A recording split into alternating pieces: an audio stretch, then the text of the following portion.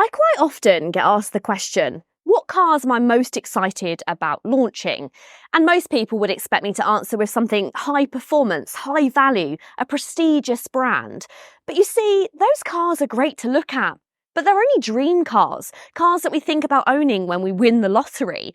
I like realistic cars, affordable cars, cars that I can actually recommend to my friends and family. And that's why I'm super excited about today's video. Behind me is the all-new Dacia Duster, a car which since its launch in 2010 has sold over 2.4 million units. Its aim was to get people into an affordable four-wheel drive car, and it's done exactly that. But over the years, it wasn't particularly exciting. But is it now? Well, hopefully that's what I'm going to find out in today's video. Hi guys, my name's Tish and welcome back to my channel, Auto Social UK. You join me in the beautiful Peak District, one of my favourite parts of the world, to take a look at the all-new Dacia Duster and drive it both on-road in the two-wheel drive car and off-road in the four-wheel drive to find out whether it offers the best all-round value for money for any 4x4.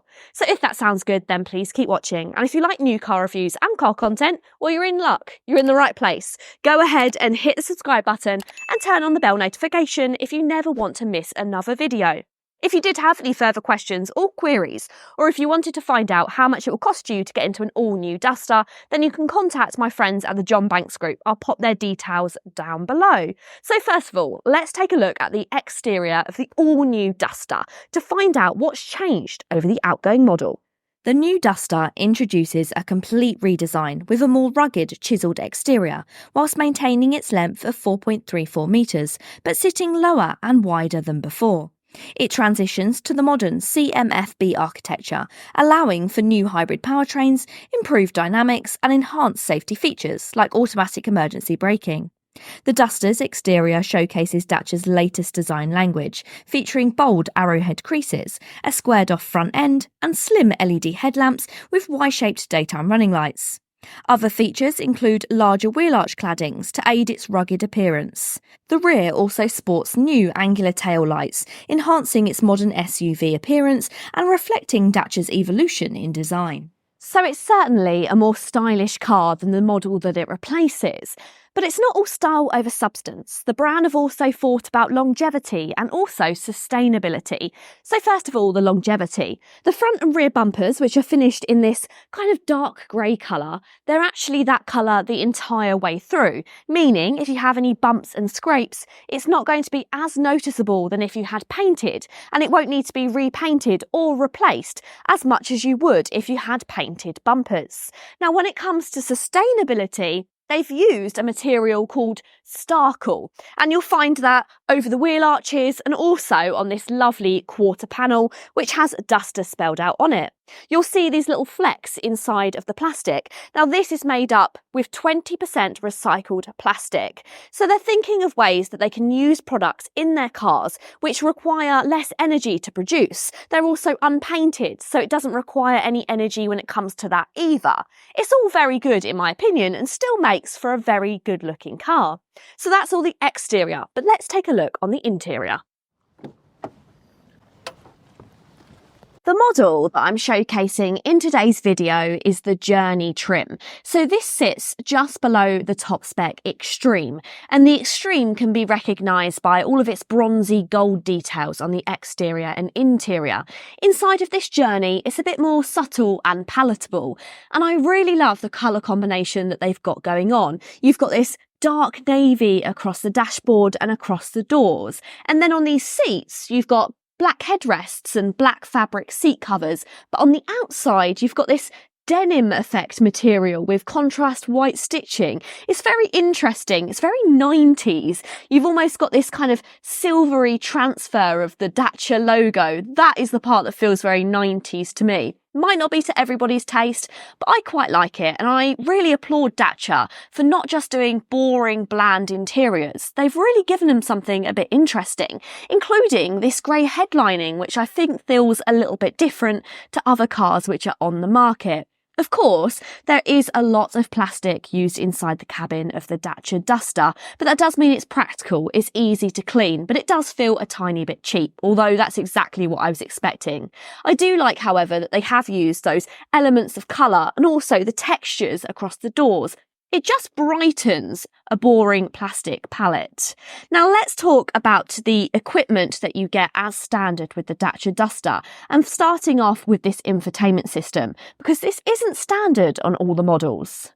You see, the entry-level essential trim requires you to use your own mobile phone as the infotainment system, but it is equipped with DAB radio featuring Bluetooth connectivity, 4 speakers and a USB socket. Moving up to the Expression trim introduces the 10-inch infotainment system, with a user-friendly layout and crisp graphics, along with Android Auto and Apple CarPlay for smartphone integration. The top 2 trims, this Journey and the Extreme, utilise the same touchscreen, but include built-in navigation and 2 additional speakers. Everything works just fine, whilst being a little bit laggy from time to time. For 4-wheel drive models, you get extra on-screen off-road driving information.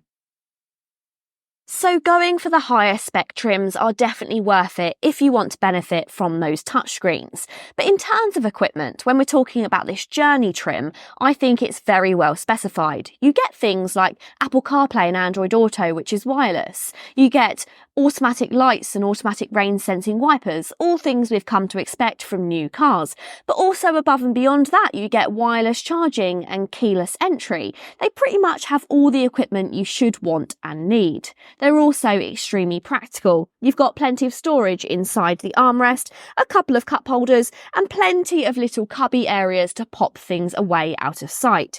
You also get a good sized glove box and loads of storage inside the doors as well. And then above and beyond that, you get these handy little clips that you can put around the cabin. For instance, in here, we have one to be able to fit your mobile phone, but you can also add cup holders, have extra storage sections and places to hang your bags. These are all clever little thoughtful ideas that make living with the Dacia Duster even easier. Now, before I get into practicality and take a look in the space in the back and in the boot, why don't we get this car out on the road and see what it's made of?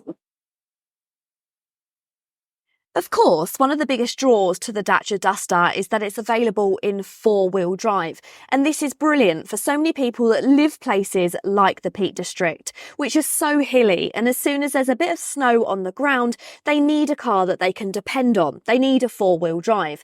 And without cars like the Dacia Duster, they're forced to buy expensive new cars, or they have to go for second-hand vehicles, which aren't always the most reliable. So it's fantastic to have an affordable car which is still available with this 4-wheel drive. But it's not only 4-wheel drive that the Dacia Duster is good at. It's also good at 2-wheel drive on road as well. So let's quickly run through the different engine options available for the Dacia Duster. It offers 3 engine options to suit various driving needs. The Hybrid 140 features a 1.6-litre 4-cylinder petrol engine paired with 2 electric motors and an electric automatic gearbox, allowing for up to 80% of electric driving in urban settings.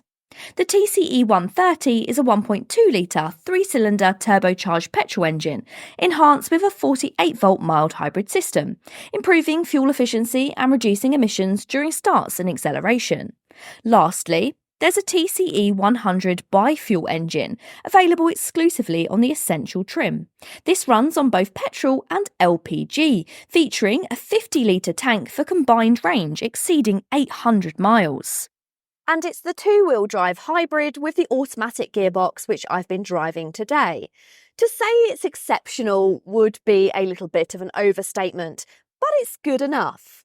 It's acceptable. It's not particularly fun, it's not particularly exciting, it's not particularly fast, but it does exactly what it needs to do, and that's get you from A to B. The 4x4 Duster is for those that need a little more adventure. Emphasis on little. The 4x4 terrain control transmission offers 5 distinct driving modes, including Auto for automatic power distribution, Snow for enhanced traction on slippery surfaces, and dedicated modes for mud, sand and tough off-road conditions, ensuring optimal grip and control in various terrains.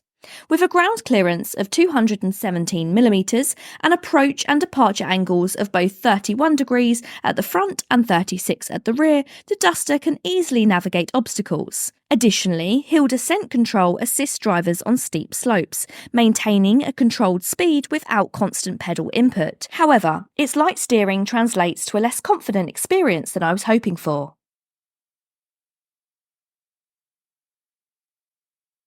So as long as you wasn't after anything which is too fast or too fun, then you should be more than happy with the drive of the new Dacia Duster. So it's practical out on the road, but is it practical for family life? Well, let's check out the rear seats and see what I think. Now, the first thing to note is that the new Duster does have the rear quarter door handles in the tops of the doors. This can be slightly tricky for smaller children trying to get into the back of the car. But once you are inside, what's the space like?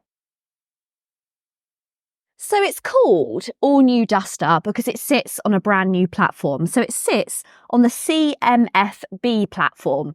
And that means despite being the same size as the outgoing model lengthways, it has a wider wheelbase, allowing for more interior space.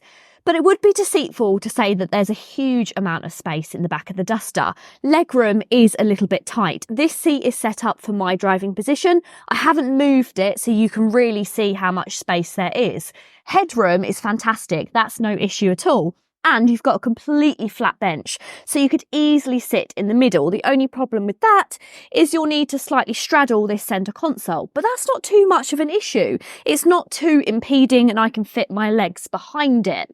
So the only issue for me is legroom. So if you have particularly long-legged children, if they're sitting in the back, you might struggle. But most people are going to use this for an everyday family car with smaller children in the back. And for that, it's perfectly fine. You get ISOFIX fitments on both of the outer seats and they're behind zips. And you also get 2 USB-C charge points. Now, there's no armrest, so unfortunately there's no cup holders, but you can get a clip which fits in behind this centre console, which will give you a cup holder, which I think is quite handy. So should we check out the boot space?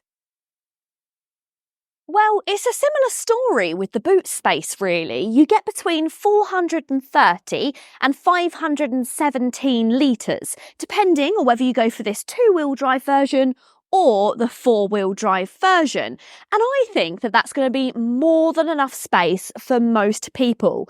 As you can see, you've got a really wide square opening, super practical. It's at waist height, so lifting items in is easy. You've also got a really nice adjustable boot floor, which is split into 2 sections. This is very similar to what we've seen on previous generations of things like the Nissan Qashqai. It means you can divide your boot space really simply, which I think is brilliant. You also get 12-volt charging in the back, you've got a torch in there, and you've also got those hooks which can be customised using the accessories. It's just a really practical space. We heard quite a startling statistic at the beginning of the day, and I think this statistic just solidifies where Dacia have been moving with the brand. Apparently, over 70% of previous Dacia Duster owners continued to stay with the brand after that first purchase. And I think that's testament to what Dacia have been building. When they launched in 2010, they were known for being cheap and a little bit nasty. But they're still cheap, but no longer are they nasty. Sure, there are some more affordable products used in this cabin, but what do you expect to be able to keep the price low? And though those prices have been rising over the years, I think it's worth paying for when you're getting the extra equipment and the extra niceties that come with the new Dacia Duster. But let me know, are you a previous owner of a Dacia Duster? What do you think of the new car? And what do you think of your existing car? Do you agree with that statistic? Let me know all your thoughts and feelings in the comments down below. I really hope you have enjoyed the video. If you have, go ahead and give it a big thumbs up. And if you want to see more, then make sure you hit the subscribe button. And don't forget, if you did have any further questions or queries about the Dacia Duster, or if you wanted to look at buying one for yourself, then you can get in contact with my friends at the John Banks Group. I'll put all their details down below. Until next time, guys, see you later.